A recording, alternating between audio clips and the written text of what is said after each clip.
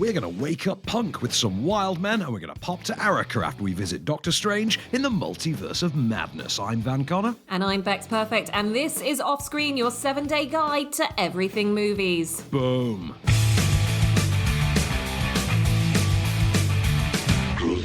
Welcome to Off Screen. Another week, another Marvel release is all we're going to say. It feels like they are churning them out. Max. It's good to be back. It's good to be back in this Marvel. Things are good again. Oh, I miss Marvel movies in cinemas. It's a good one too. I literally think that you came back to the country just so you could catch this screening, which I applaud you for. Yeah, no joke. I thought I purposely timed my return so that I could go to like the week of release screening. I did not realise that they didn't, because you couldn't plan it, that they were going to delay the actual evening multimedia thing with the events and the Avatar trailer. And by the way, have you seen the Avatar: The Way of Water trailer yet? I have not. No, not yet. I sat there in Cineworld in Leicester Square on Tuesday night to watch this inglorious 4K 60 frame 3D or whatever it was with my glasses on, and sat there afterwards, kind of my arms still crossed, and went, cool, more Avatar. Anyway, so Avatar's coming out at the end of the year. That's the big news. They had an event for it in the Odeon. They showed the trailer 3 times to an actual audience, and there was better catering at the trailer screening than at the actual Doctor Strange one. It was mystifying.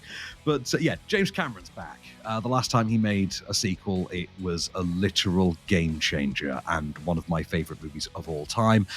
Prior to that, the only other sequel he did was, another game changer and one of my favourite movies of all time. So unfortunately, I'm going to have to rewatch Avatar at some point this year. I'm not looking forward to it, Bex. But you know what?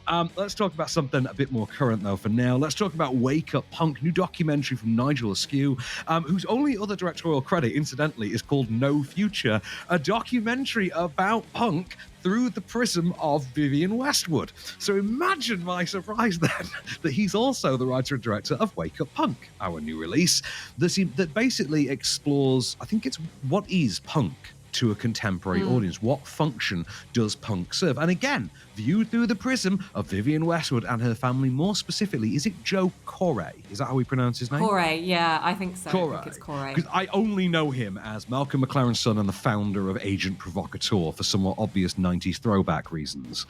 And it is basically centering around the aftermath of when he set fire to 5 million quid's worth of his dad's memorabilia by the side of the Thames as a demonstration, and effectively say how punk stands in the modern day. Has it been corporatized? Has it been taken over? Have a listen for yourselves. When I was a young kid, my parents were considered as anti-establishment, as scum. It wasn't like it is now. My mother was a national treasure. We had T-shirts telling you how to make bombs. They didn't take them, they only took the sex ones. And they said, if you do this anymore, you'll have to go to jail. Malcolm McLaren wanted to cause maximum chaos. He was just like a kid who wanted to take the bottom tin of beans from a supermarket display to see them tumble. Poor old Sid was his mother's victim. What's actually wrong with what I'm wearing?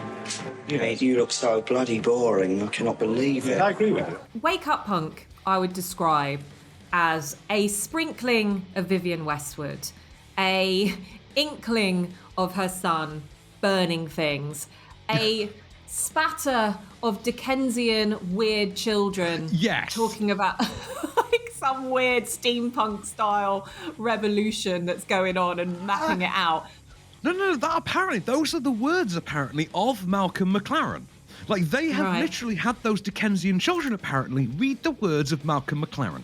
That is actually a thing, because according to the director's notes on this, it was the only way that they could think of to authentically put his words across. And as Vivienne Westwood herself says in the documentary, there was always something quite Dickensian about him. Right. But it doesn't, like, when... Go on. Yeah, well, like, the thing is that none of it gels together coherently. And this is the problem. No, it is as messy as the punk era was, and it has no real structure and form that pulls it all together, because from one moment you're up in a I suppose loft beautiful sort of skyscraper apartment bit with Vivienne Westwood and her two sons talking about the punk era, where she occasionally goes through a couple of her clothes, across to a talk at something like the BFI, where people are shouting across other punks because that's what punks do. And then you're cutting to her son burning some stuff. It just doesn't make sense. And I found it a real shame because I was so excited to see Vivienne Westwood and you know, and to really understand this movement. But that's the thing, because it comes at a strange time as well, because we had supposedly the big Westwood documentary only a couple of years ago. I don't think we got to review it. There was a heavy week or something that week. This feels very much like a family vanity project. Nigel Askew, having the access and connection to you know, Westwood and Corey, etc., that he does seem to be the genesis behind this. I mean, don't quote me. I'm relatively sure if you looked into this, there's some arts funding somewhere in the background. You know, if you look into, I bet you any money. But for me, it felt like vanity. It felt like you're trying to make a point that you yourself stand in stark opposition to. It is very hard to take Joe Corey seriously when he talks about being for the people and what punk means, when he stood there doing it in a suit that costs more than my car. You know what I mean? It's really hard. And I've always had that issue with Vivienne Westwood anyway. A woman whose clothing line, you know, breaches more than a few sustainability, you know, morality lines. And yet we'll still stand there and tell you how to save the world. I have fundamental issues with all of this, but the biggest one is I don't think the film is very good. I don't think it's informative or anything like that. I don't think it makes anywhere near a point. It's trying to, but it keeps flailing on what that point is, and ultimately arrives at none. So, congratulations. Here's a family vanity project with an appearance by Alan Jones. So, hey, Alan, good to see you, buddy. I had no idea he was in this. Literally text Gerbo and ask, is that Mark? Anyway, and a half-decent soundtrack. But other than that, one for the fans only, the completists, I would say. Yeah, the completists. And if you've got any sort of inkling as to what or interest as to what Ed Tudorpole looks like post Crystal Maze, and then you'll be able to see he has not aged well. No, he has not. Anyway, okay, let's talk about something a little bit more fun then. Let's talk about Wild Men. I've got to get through Wild Men really quick. So Wild Men, which was presented to me as a sort of bro comedy, and it kind of is not. So this is what I can only describe as a sort of madcap, blackly comedic, survivalist adventure drama that follows a man named Martin. I'm having trouble getting IMDb up on my screen for some reason. It's not giving me my cast list. It has Martin as he's a sort of down. He's not really down. He's a little bit more downtrodden. Sort of seemingly happily married husband, father, you know, worker. One day snaps, decides he's had enough. He can't take this anymore. Modern life is too stifling. He's going to go and live in the forest like men used to, in solitude. So he goes and does exactly that. But he's not there 5 minutes before he needs food. So he goes to a nearby petrol station, but of course doesn't have his wallet. So he winds up, through a misunderstanding, accidentally robbing the place. Then, by complete coincidence, crosses paths with a random stranger who happens to have injured his leg, who also happens to be on the run from a drug bust gone wrong. And the pair wind up on a madcap trek across the snowy mountains in search of a sort of throwback, technologically phobic settlement based on the Vikings settled in the mountains between Norway and Denmark. We've not got a clip of this for obvious linguistic reasons.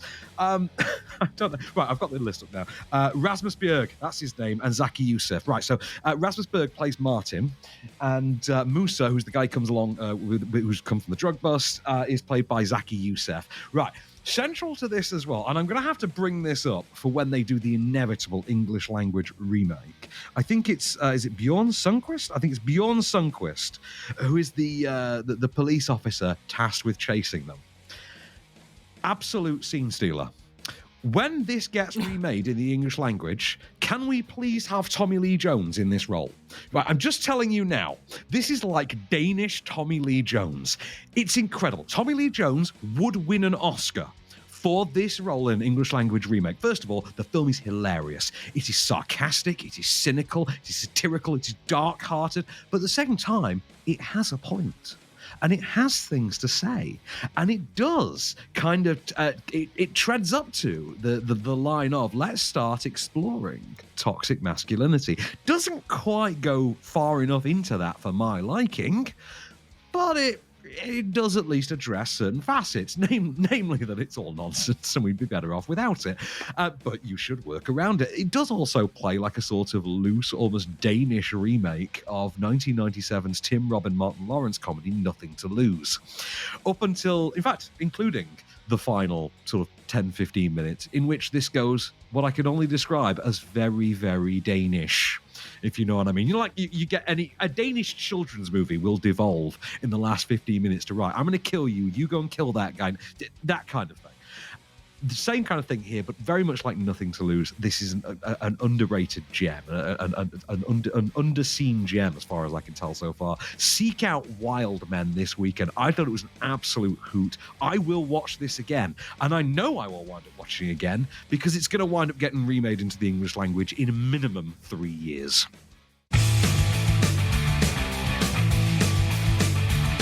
Welcome back to Off Screen. So we're keeping you in the cinemas, and we've got another documentary for you, which is a bit more put together than Wake Up Punk. It is Arica, which is the story of the shipment from a Swedish company of essentially toxic sludge across smelting sludge, isn't smelting it? sludge, yeah, to a town in Chile called Arica, which has had a knock-on effect of causing.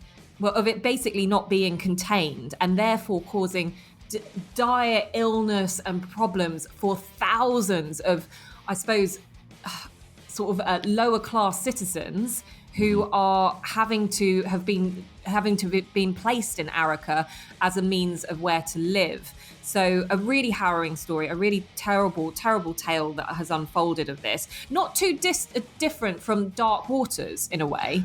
I was going to say, yeah, we've seen dramatic tellings of stories like this, and of environmental contaminations by big corporations on the little guy. So it's the kind of thing we've seen done in fiction through Dark Water and Erin Brockovich, for instance, definitely. Yeah, and this is like when you hear it from like obviously the people themselves and their lack of understanding, like they were talking about how their kids would play in essentially the piles of sludge because they didn't know anything different. It's absolutely heartbreaking, and the amount of cancer and other illnesses that were caused as a result of it and how it was kind of covered up.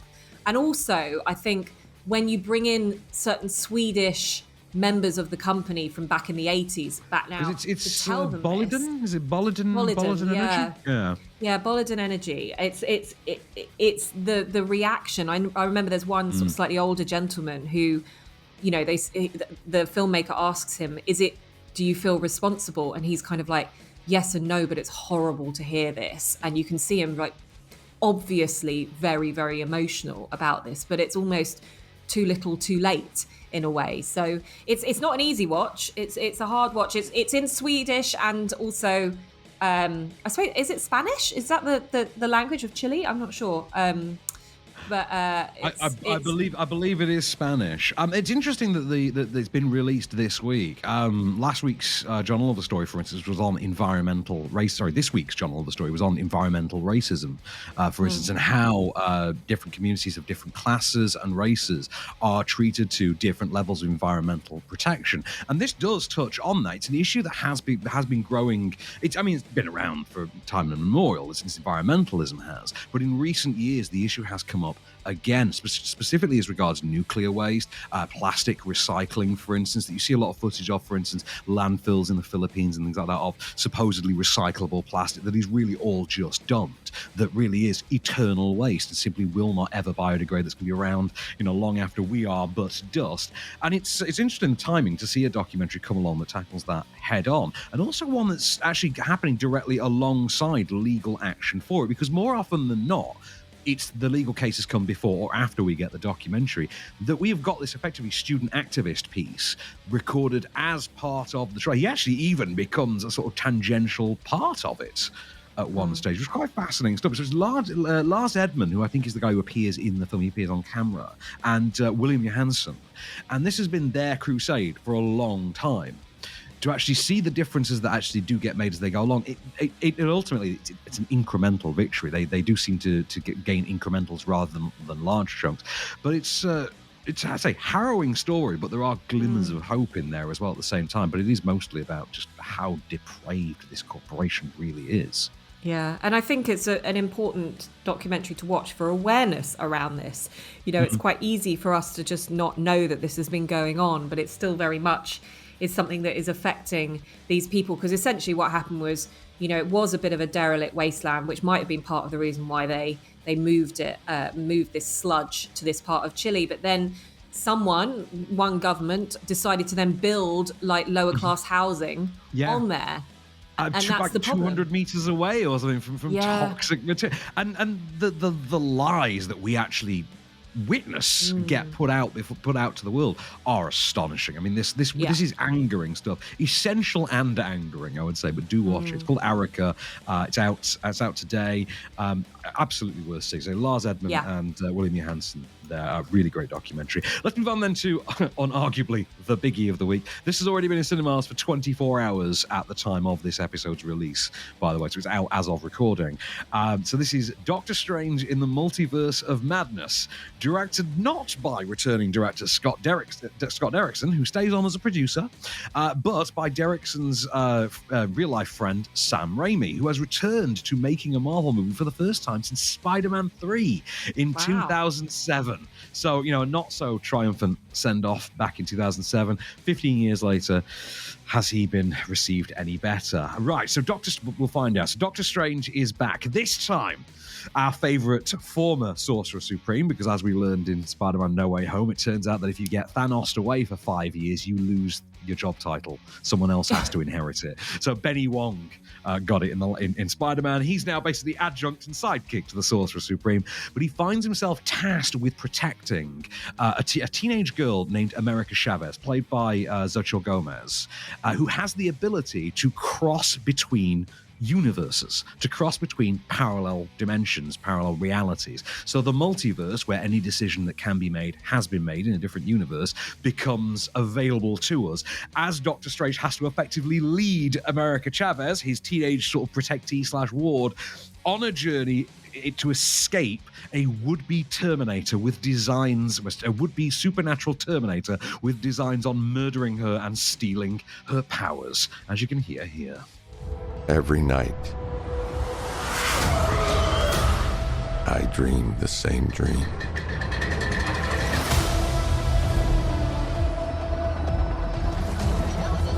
I did what I had to do to protect our world. You opened the doorway between universes. Then the nightmare began. But I never meant for any of this to happen. You cannot control everything, Strange. With Marvel, I think the thing that they always get quite right is that they're not DC brooding or anything like that. They're very much, there's the real balance of humour that makes it really memorable, and they do that so well. This feels darker. Is it?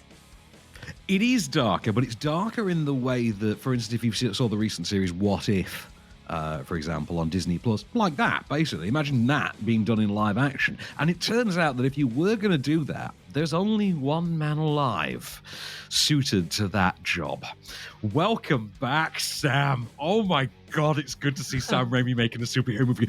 It's so good. The movie's so good. First of all, it comes perilously close to being the first out-and-out Marvel horror movie. It really does, because the multiverse itself is quite horror, by horror-ish by sort of concept. The way that they explore it is as well. It's not as fan servicey as you might think from its marketing. Like it has, and the fanfare around it does seem to be, we're gonna get this, and it's not about that. There are some of those things in there. Cool. And the trailer has revealed, the marketing has revealed a fair few of them. We won't go into them here. I'm just going to say that when they start turning up at the premiere, the game might be up. But maybe don't invite them to the premiere if you want to keep it secret. That's all I'm saying. Anyway, there are moments like that I never expected to see in any Marvel Cinematic Universe movie, but we'd already crossed that bridge with No Way Home. Cumberbatch is good fun, as he always is in this role. He seems to be very much comfortable in that part now, and he should be. He's had like 6 goes at it now. So he's had 6 feature films, I think, 5 or 6 feature films to be this character, and I'm reasonably sure he's acclimatized to playing the character. As always, Benedict Wong is the scene stealer. I very much enjoyed Elizabeth Olsen. Xochitl Gomez, I thought was very good as a sort of a spy... As they're doing with all of these movies now, where they're setting up a crop of new young Avengers. I don't know if you've noticed this, but we keep getting new, younger superheroes being rostered up in all, like Ms. Marvel is starting on Disney Plus in a few weeks. And they're just finding like as many ways to expand the franchise as possible. It's kind of like, you've had Generation 1, now we've got to move on to Generation 2, 3, 4, 5, and 10. Rightly so. Bring Ant-Man's daughter into it. Why not? Recast her as Catherine Newton. Fine. That bit irks me a little bit, but sure.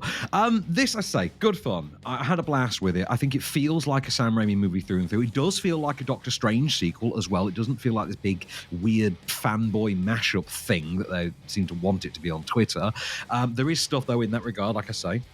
But at the same time, trippy set pieces, as you would expect from a Strange movie. The plot is good, engaging, goes places you don't quite expect it to. And, there's a couple of moments that brought the house down in our screening, and it comes with an ending that you only get to pull off if your name is Sam Raimi. It also has, on a couple of occasions, one of those Sam Raimi signatures. It's a cameo, so all I'm going to say is there's a Sam Raimi signature in there. It's unique to Sam Raimi movies. It's not a Marvel thing. It's unique to Sam Raimi movies. And again, in my screening, brought the house down. Well done, Sam. So Doctor Strange and the Multiverse of Madness, absolutely worth the wait, absolutely worth the trip to the cinema, and absolutely banging sequel. Welcome back to Off Screen. So we're moving you from the big screen down to the small screen with your 7-day guide of all your top movies on your telly box. And wow, your Friday night is kicking off with a bang because we've got at 10:45 p.m. on ITV tonight is Speed. Yep, we've got the need for speed. We've got Keanu Reeves, Sandra Bullock, and a bus that won't stop moving. I mean, love this movie. Who doesn't? You just did it right there. Every time you have to describe the plot of Speed, pretty much everyone now instinctively, whether they realize it or not, uses the exact way that Homer Simpson describes the plot of Speed, which is, I think they called it the bus that couldn't slow down. Yeah. It's perfect, isn't it? It's the bus that once it hits 50 miles an hour can't go below 50 or it blows up. What's not to love in a high-octane 1994 Yander Bond actioner starring top of his 90s game, top of his first phase of his career, we'll say, Keanu Reeves. Because he's 3 phases now of his career, I think. Yeah. If we go by what the hits are. Keanu-sance. Yeah, we're in the 3rd phase of the Keanu-sance. We had the Point Break Speed era. We had the Matrix trilogy era, and now we're in the John Wick era. Those are the 3 Keanu Reeves eras. I mean, technically the first one I think should be the Bill and Ted era, really. Bill and Ted Speed era, we call it that. Kind of ends with Speed. Yeah. Anyway, it's on the point. Speed, absolute banger, and still it still holds up. It still thrills. It still works as well. Like, on a tech level, the movie still works, strangely, even all this time later. 10:45, as you say, tonight on ITV, Becks. One that we've got a clip for next, and this is a hell of a movie for Saturday night, and I've been wanting to revisit this for a while. Denis Villeneuve, 2013, stars Jake Gyllenhaal, stars Paul Dano, riding high off the Joker, the Riddler right now, more or less the Joker, and Hugh Jackman, of course. It is, of course, Prisoners. Remember this one?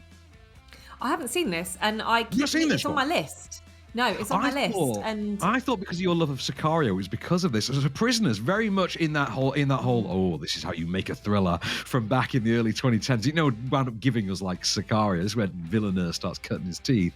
And basically, Hugh Jackman is the ordinary, suburban dad whose daughter goes missing, and the police think they found a suspect, but it's not. They can't prove that it's him, so they let him go. But Jackman's pretty convinced they got the right guy, even if they can't prove it. There's a bag of lye in your basement. It's half empty. Your wife thinks you've been helping us, and we both know that's not true. I used a lie to bury our dog last year. And helping the cops sounds better than I've been driving aimlessly in my truck because I don't know what the else to do. Is that what we were doing last Saturday night? Probably. Am I a suspect? No, I'm only asking you. I'm only asking because you assaulted a man who's now missing. I heard about that. What happened to him? I thought you had him under surveillance. I'm going to assume that you're asking me because you have no idea. Yeah, well, I didn't think it was something I could get away with.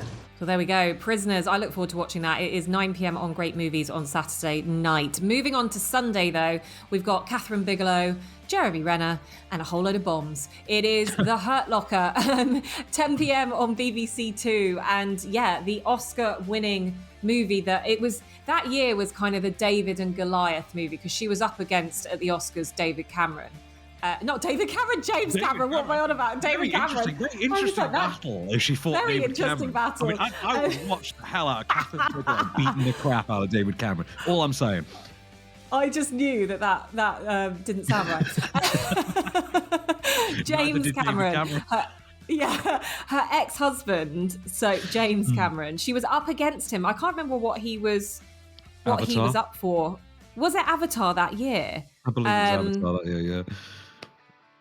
Yeah, so interesting. So I think it's a fantastic movie. I think well deserving of all of the brilliant accolades that it received, and I think you guys will really enjoy revisiting it. 10 p.m. BBC Two on Sunday. And moving on to Tuesday. Oh, we've not done Monday night, have we? How can I skip Starship Troopers? Starship Troopers is on a Monday night. You know I'll drop this in every single time it's on. Every time it's on telly, we've got nothing else to watch because that's how often I'll actually watch Starship Troopers. I love Starship Troopers. Paul Verhoeven's 1997 adaptation of the Heinlein, I think Robert Heinlein's novel, the Starship Troopers. Absolutely banging movie. Very much in vein with, very much in the sort of same vibe as his RoboCop and Total Recall and pretty much his early 90s work. Keeping that going. This kind of eschews the faux gloss of Showgirls for something a bit more traditionally Verhoeven. Obviously, Benedetta came out a few weeks ago, so we know he's not really skipped a step in his older years. But go and watch the great fascist parable war movie of Paul Verhoeven.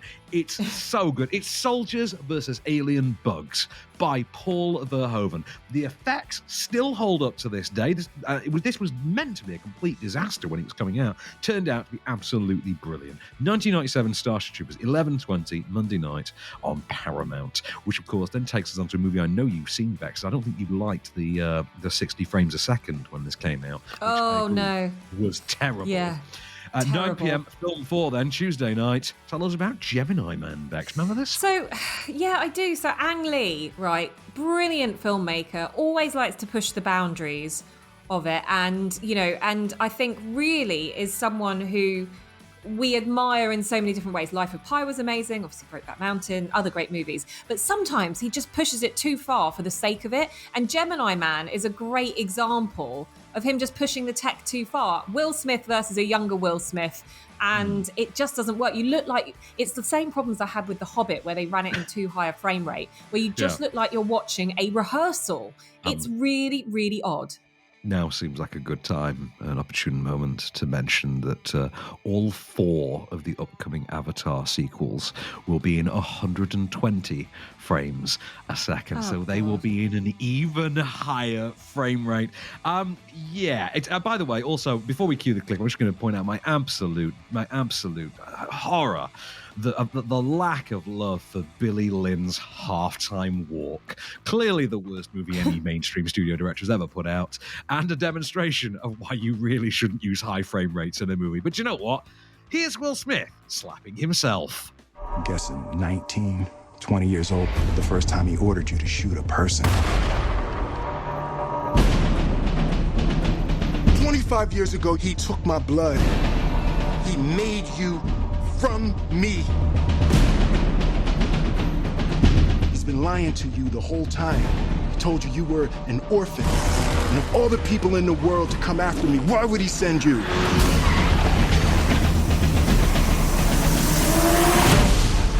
Because I'm the best. You are obviously not the best. You're just trying to rattle me. I'm trying to save you! You know who is the best? You know who is the best? Go on. Arnie's the best in The Running Man. That's happening on Wednesday at 10 p.m. on Paramount. I've just got in my mind a little, like, a greased up Arnie in this movie. I haven't watched this since the 80s, right? So I can't even tell you what The Running Man is about anymore. But all I remember is the most vivid image is him just really greased up. It's the dystopian reality show. It's like the dystopian Is it like future. Tron? Well, no, they're on a reality show where they have to literally fight for their freedom. And Arnie's the guy that goes along. Absolute corker. Like I say, bears next to no resemblance, I think, to the Stephen King novel. I think this is one of the Richard Bachman books, actually, when Stephen King was trying a fake name for a few years. And he got very annoyed that someone outed him. The Running Man, best remembered for that moment in which, Schwarzenegger talks to him, I'm going to pull out your damn spine! Love that moment. Almost as quotable, in fact, as our final offering for the week. A movie that Will Smith turned down famously, because it turns out there are some things he won't do on camera. Django Unchained is on Thursday night, 10 p.m. on 5 Star. This was an Oscar contender in... What year was this? I want to say 2013, 2014? Yeah. You wouldn't be far off, I don't think. Yeah. No? I always get confused between release date and Oscar times. It's obviously like maybe sometimes it's like a year later. But Django Unchained, I really enjoyed it. I think... Jamie Foxx, is it Jamie Foxx and Tarantino? Yeah, movie? Jamie Foxx. I don't know where it sits in my ranking of Tarantino movies. I'm much more of an old school Tarantino movie lover than This I is am the with the new halfway mark stuff. for me. This is the halfway mark for me with the Tarantino roster. And like in the lower half is where I have like Inglourious and Jackie Brown and really it. I suppose this would technically be in the lower half because obviously got to be 10. I think there's 10 Tarantino films. The next one's the 10th. Is the next one the 10th? Yeah. Was Hollywood the 10th? Was Hollywood I think this is going to be his 10th. No, I think this next one is going to be his 10th and last. He's ending on the 10th, isn't he? That's what he's supposedly doing. But you can, alas, see his, I want to say 7th, although I could be wrong, 6th, 7th, we can keep the numbers going. Django Unchained, starring Jamie Foxx and the brilliant Christoph Waltz, opposite, of course, the scene-stealing Leonardo DiCaprio. Was it you had my attention? Now had my interest. Now you have my attention, I believe is the term, and you can give this your attention. Interest. You have my interest. That was it. You can see it for yourself at 10 p.m. Thursday night on 5 Star.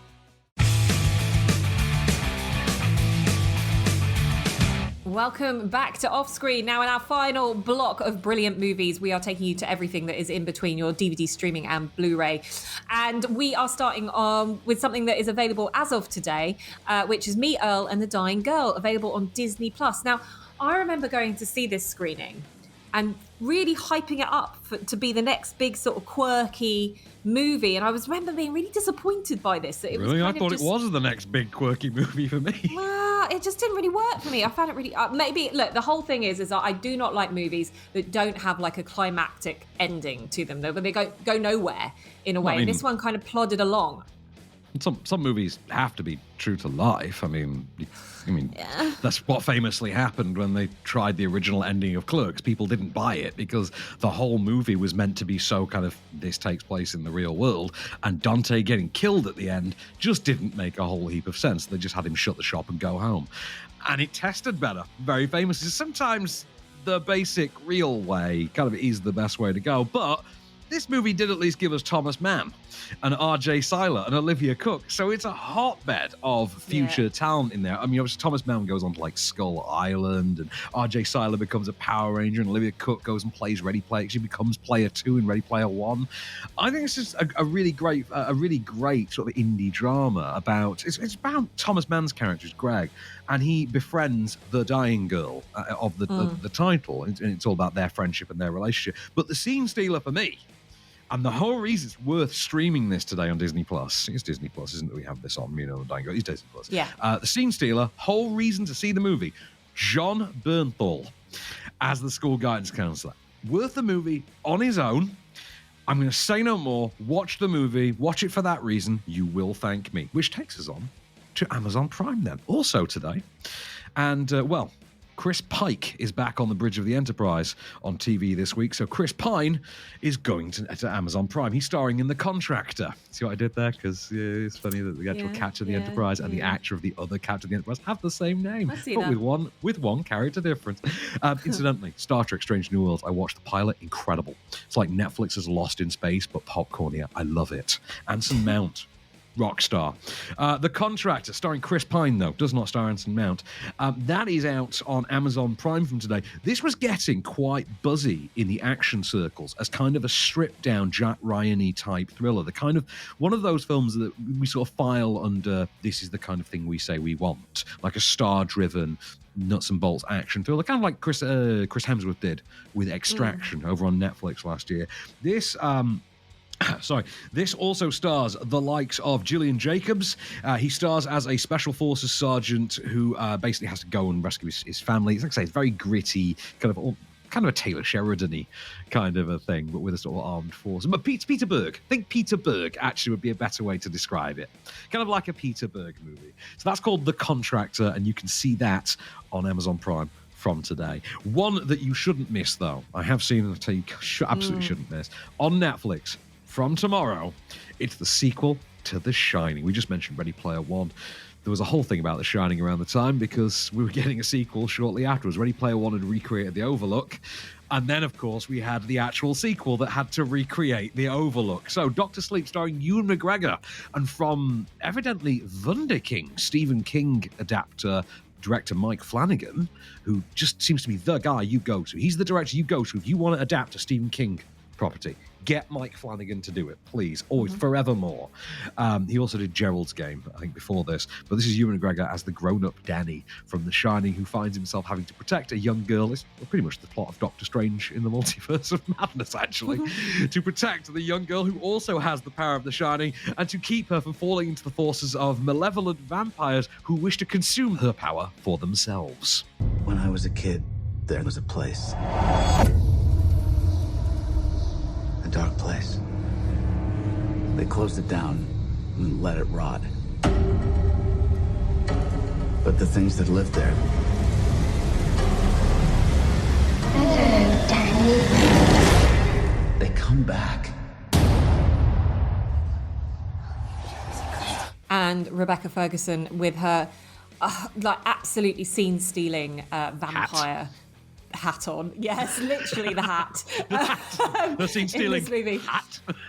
Yeah, but actually she's brilliant in it. I actually really, really like this. I know it got a few mixed reviews when it came out, but I was like, do you know what?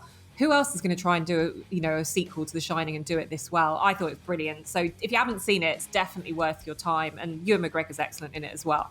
Moving on to Sunday on Amazon Prime as well, we have Hairspray, something totally different to Dr. Sleep. Oh, yeah. You're all singing, all dancing movie with Zac Efron. Is John Travolta in it as the... John Travolta in he's drag, the one in if drag. you remember. Yeah, John Travolta's the one in drag in this. Is he Edna? Edna Turnblad, Edna, I want to say? Yeah, I think so. It's one of the most deranged things you've ever seen. Just John Travolta as... it's absurd. And yet it somehow just about works with the tone of the movie. Like, this is, I think, also... I think this you can't was the stop big, the beats. you can't. I think this is the big... Is this not the big break for Zac Efron after High School Musical? So he appeared in High School Musical, then this kind of propels him forward a bit more, and then he gets the High School Musical sequels, and he becomes the big value star. But I think Amanda Bynes is a prominent figure in this. You've got Christopher Walken as well. I think Molly Shannon's in there. Is Molly Shannon in there? I feel like Molly Shannon's in there. It's basically an all-star ensemble romp through a ruddy good time.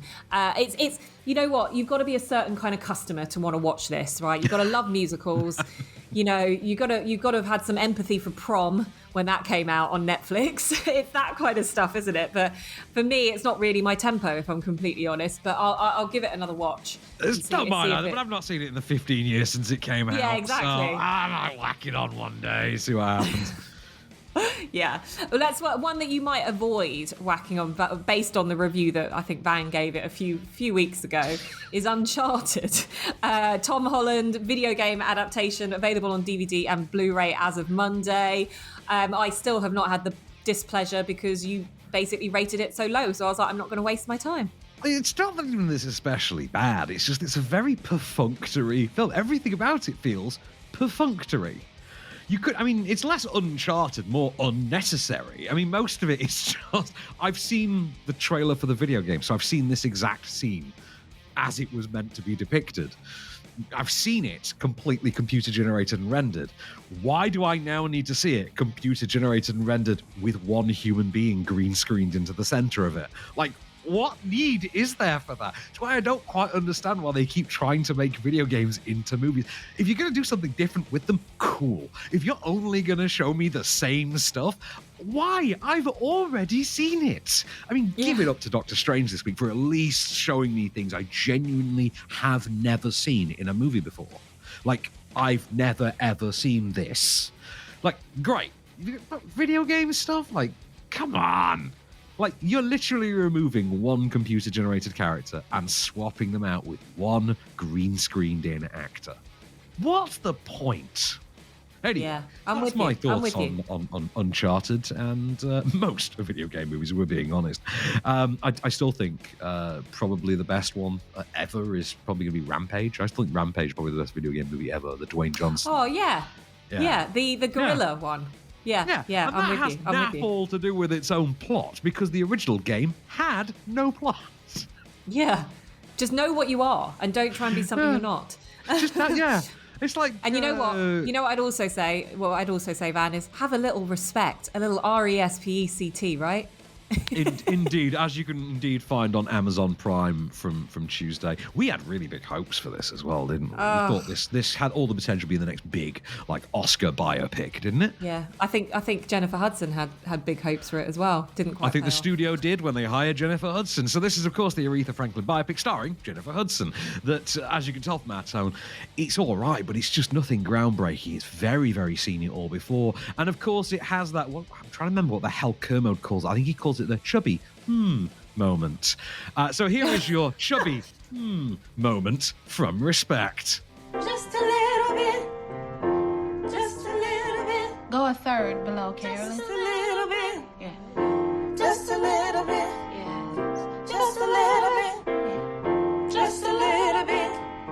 Just a little bit. Yeah, baby. Just a little bit. Yeah. Just a little bit. Sock it to me. Just Mama. What the hell? It's almost 3 a.m. We're writing a hit song. It's Otis Redding's song. Just a little bit. Hey, remember that last Poirot adaptation, that last Agatha Christie movie when they gave a whole origin story to Poirot's mustache? That almost seems strained in hindsight. Anyway, Respect is available on Amazon Prime Tuesday, May the 10th, which rounds off our week, actually. And we've just mentioned Zac Efron a few minutes ago in Hairspray. He's back in cinemas this next week in a horror remake, would you believe? A remake. Yes. Firestarter. Did you just connect the dots as to which Firestarter? Yes, that Firestarter. Not the Prodigy biopic you would hope for. I know. Do you know what? I saw a trailer and I wasn't properly watching it. And I thought I saw Zac Efron. And I was like, no, he's not in this horror. And you've just confirmed it. Okay. Yeah, Zac Efron is the dad in a remake of the 80s Drew Barrymore Stephen King adaptation, Firestarter. It's out next week. I've still yet to hear anything about dad? He's the dad. Zac Efron is now old enough to be the sexy dad in movies. Can you believe we've lived this long? Anyway, also in cinemas next week is Vortex, the new movie from Gaspar Noé. So who knows what to expect on that one. Mark Wahlberg is back in what James King described to me as a very, very Catholic movie, Father Stu. I had the chance to see this in the US and I didn't get to go. I know James was going to the screen. I texted him, what was it like? He's like, all I'll say is, it's just so Catholic. And the reason I didn't get to see it is because I used my chance in the States to pop to a cinema and see a movie that then did not have a UK release date. It does now. It's out next week. It's Everything, Everywhere, All at Once. It stars Michelle Yeoh. And oh my God, you brace yourself, Bex. Oh my God, you don't know what you're in for. In fact, the worst thing I can say about Doctor Strange this week is it's what you get if you combine Everything Everywhere All at Once straight up with close Rick counters of the Rick kind from Rick and Morty. If you smash those two together, literally Doctor Strange and the Multiverse of Madness. But even that's not quite as good as Everything Everywhere All at Once, which we'll talk about next week, along with everything else. We are here each and every week, bringing you the big movies on the big screen, the small screen, and everything in between. But for now, I've been Becks Perfect. I've been Van Connor, and we shall return.